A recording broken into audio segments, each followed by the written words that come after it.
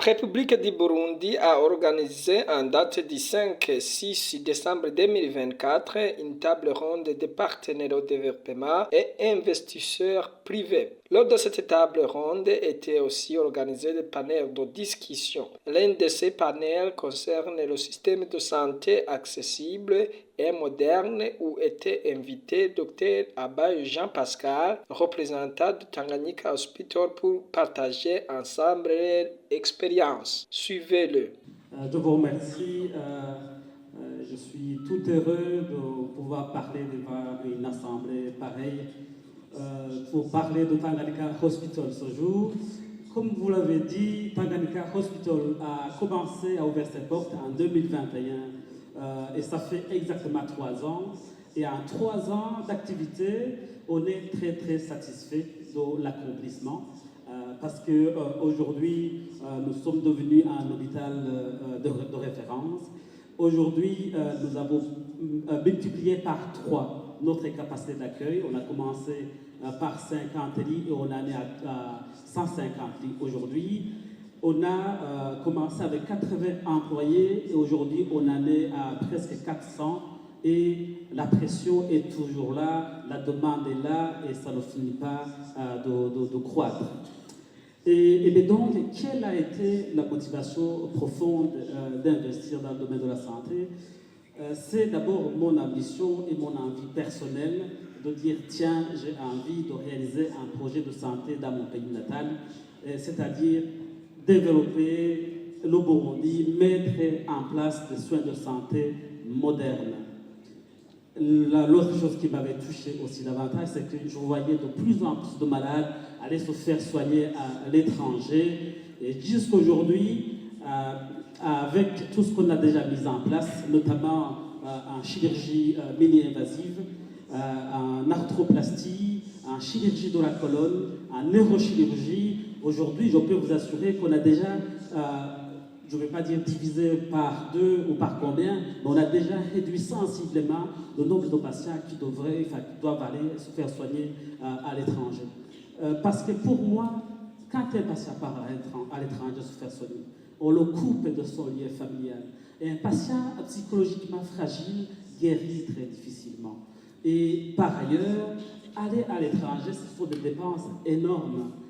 Nous, notre objectif, c'est développer les soins de santé au Burundi pour plutôt inverser la tendance. C'est-à-dire quoi? Il faut faire en sorte que ce soit plutôt les autres qui viennent se faire soigner au Burundi. Et aujourd'hui, le pari est en train d'être progressivement gagné parce que plus de 40% de notre patientèle est aujourd'hui étrangère. Nous recrutons jusqu'à Kinshasa les gens Kinshasa, Kisangani, déjà prennent l'avion pour venir se faire soigner à Tanganyika Hospital.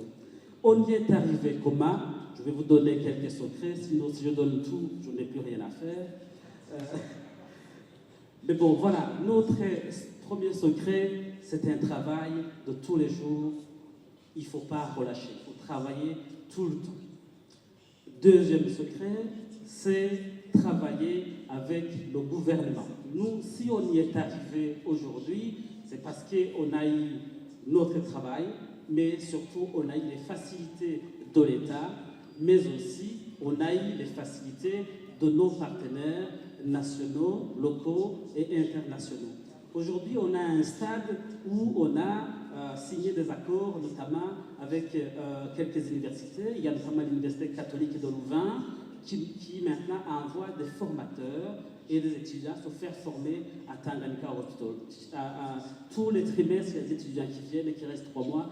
Et je peux vous assurer qu'aujourd'hui, ils sont très contents, c'est de bons retours sur le Burundi. Non seulement ils aiment le cadre d'enseignement qu'ils reçoivent, et surtout ils aiment vraiment le Burundi et les Burundais en général.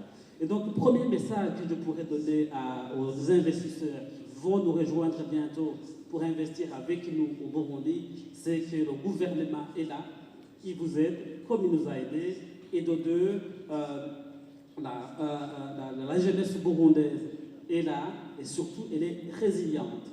Elle a pu travailler avec nous sur le projet, avec au début un salaire qui n'est pas important, mais qui a cru, qui a pu croître progressivement. Donc, on a vraiment une jeunesse qui est là, qui est motivée pour travailler. On a un gouvernement qui nous a aidés. Et je vous remercie. J'en profite, comme il y a des officiers ici, on va les applaudir. Et donc, voilà. Donc, aujourd'hui, on ne va pas s'arrêter là dans notre projet parce que tout n'est pas encore fait. On a aujourd'hui un manque dans certaines technologies. Il nous manque notamment la médecine nucléaire. Il faut qu'on avance, on ne va pas rester au scanner et à la radiographie. Il faut pousser plus loin. Il nous manque la médecine nucléaire. On est en train d'installer à Tanganyika Hospital la résonance magnétique, l'IRM. Donc, ça ce sera déjà un premier domaine et nous serons les premiers, en tout cas dans le privé, à Bujumbura. Il nous manque aussi la chirurgie cardiaque, il nous manque le cathétérisme cardiaque. Ça, le cathétérisme cardiaque, pour vous donner un exemple, quand vous avez un infarctus, la souffrance cardiaque, c'est une urgence vitale. Que vous soyez milliardaire ou je ne sais pas qui, mon cher ami, vous n'avez pas le temps. Soit il y a quelqu'un qui peut vous stabiliser sur place, et même parfois, même s'il y a un vol qui peut être programmé, il y a des conditions dans lesquelles on ne peut pas vous transporter vers l'étranger. Je l'ai dit à Bruxelles récemment, et je le répète ici, je vous implore, à vous tous, investisseurs, preneurs de décision, on a des initiatives. C'est une urgence parce que mourir parce qu'il n'y a pas de la technologie qui n'est pas si compliquée que ça et qui n'est pas l'argent au large. Moi, quand les gens disent que le Burundi est pauvre, on n'est pas pauvre, je pense qu'il faut arrêter cette histoire. Tanganyika Hospital, on n'est pas plus riche que certaines personnes, mais des choses, on arrive à les réaliser progressivement. Donc, on doit d'abord bannir le terme pauvreté, on n'est pas pauvre. Maintenant, on doit s'organiser plus, investir plus dans la santé, soutenir ceux qui ont de bonnes idées et qui veulent mettre les choses en place. Et comme ça, on peut y parvenir beaucoup plus rapidement. Sinon, nous, à Tanganyika, on a ce projet de le faire dans le plus bref délai. Il faut absolument un cathétérisme cardiaque pour sauver des vies. Et c'est triste de voir des gens mourir comme ça. Ça, je le dis en passant. Il nous manque également de la radiothérapie pour pouvoir soigner le cancer proprement. Aujourd'hui, on arrive à faire de la chimiothérapie avec nos 3 oncologues.